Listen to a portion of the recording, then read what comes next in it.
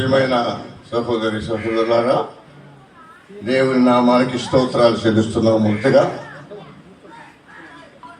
నేను 1970వ సంవత్సరంలో NS canals డిపార్ట్మెంట్లో అటెండర్గా ఉద్యోగం చేస్తూ ఉండేవాడిని. ఈ 70వ సంవత్సరంలో చిలకలూరుపేటలో మా ఆటోడ కంపెనీలో పనిచేస్తూ ఉండేవారు. అప్పుడు ప్రభుని గురించి నాకు తెలియదు. దేవుని సేవకులైనటువంటి జోగారు ఆ సంవత్సరం వచ్చి దేవుని వాక్యాలు చెప్తున్నారని చిన్నరత్నం పెదరత్నం అని పాటలు పాడుతుంటారు వాటి పర్వంలో. వాళ్ళు వచ్చి నన్ను తీసుకుని వెళ్ళారు. మరి దేవుని సేవకులు అప్పట్లో దేవసాయం గారు, బంద్రేబేల్ గారు, దైవజనులు అందరూ కూడా వచ్చి వారి సాక్ష్యాలు వాక్యాలు చెబుతారు.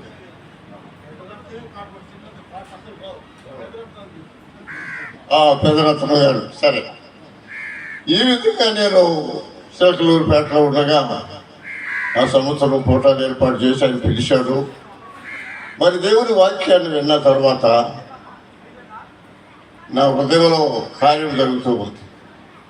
దేవుని సేవకుడు చివరిగా ఒక మాట చెబుతూ ఉన్నాడు. యోహాను సువార్త 4వ అధ్యాయం సమర స్త్రీని గురించి చెబుతూ, తన ప్రాణమును పెట్టి రక్తమును కచ్చాడు.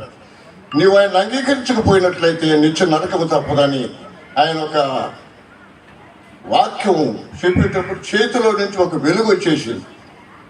ఆ వెలుగు నా 2 కళ్ళు మూతపడిపోయినాయి. ప్రభు శిలువలో ప్రత్యక్షమై నేను చూశాను. కళ్ళారా రక్తం గారుతూ ఉంది. శిలువలో ఒక మాట అంటున్నాడు, నీ భార్యని క్షమాపణ అడుగు అనే మాట అంటున్నాడు. ఎందుకంటే ఆమె ఏదో ఒక మాట అంటే నేను ఓర్చుకోలేక కొట్టాను చచ్చిపోయేంత వరకు. సరే ఆ జన్మన వాక్యం విన్నాను.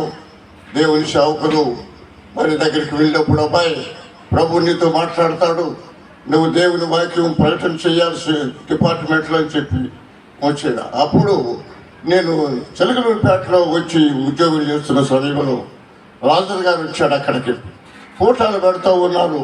ప్రేమయ్య గారు, రాజు గారు, ఇంకా మరి జేడారెడ్డి గారు, అనేక మంది ఆ స్థలంలోకి వచ్చి దేవుని వాక్యమును ప్రకటిస్తున్న సమయంలో నా హృదయం తెరవబడింది. నా పాపములు 3 దినములు ఒప్పుకొని పశ్చాత్తాపడి కన్నీరు గాచి ప్రార్థన చేశాను. పిల్లరా, లాజరు గారు ఆ దినమున ప్రభు తెలుసుకున్నాడు. కానీ ఈ మధ్య కొంచెం ఆపాడని తెలిసిపోయి ఆ పల్లెలోకి వచ్చి దేవుని వాక్యాన్ని విన్నాడు. నన్ను మళ్ళీ ఇక్కడికి తీసుకురమ్మన్నాడు. ఇక్కడ ప్రారంభం పూరిపెట్టులో మొట్టమొదటిసారి సేవ నేనే ప్రారంభించిన దేవుని కృప. ఎందుకంటే ఏలియారెడ్డి గారి దగ్గరికి వచ్చేవాడిని. నేను అక్కడికి వచ్చి ఏలియారెడ్డి గారితో మాట్లాడి ఆ మార్గం నుంచి ఇక్కడికి నడిచి వచ్చేవాళ్ళం. ఈ స్థలంలో మొట్టమొదట ప్రార్థన చేస్తున్నప్పుడు రాజు గారు, అయ్యా నువ్వు వారానికి ఒక్కసారి ఆయన వచ్చి దేవుని వాక్యం చెప్పి దేవుని సన్నిధిలో నువ్వు ఆయన మమ్మల్ని బలపరచాలని చెప్పి అన్నారు. పిల్లరా, అంతే ఆయన ఉన్నాడు. దేవుని వాక్యం చెప్తూ ఉన్నాము. దేవుడు తన యొక్క సేవలో వాడుకుంటూ నాతో మాట్లాడటం ప్రారంభించాడు. కనుక రాజు గారితో కొద్ది సమయమే లింగారెడ్డి గారు ఆయన భార్య పిల్లలతో కూడా సంబంధం కలిగి ఈ స్థలంలో దేవుని సేవలో వారితో కాలం గడిపిన దినాలుగా ఉన్నాయి. కనుక ప్రభు నెరిగినటువంటి వారు నేను సహవాసంలో నమ్మకం ఉన్నట్లుగా మీరు నా కొరకు ప్రార్థన చేయాల్సిందిగా మనం చేస్తున్నాం. Okay, thank you.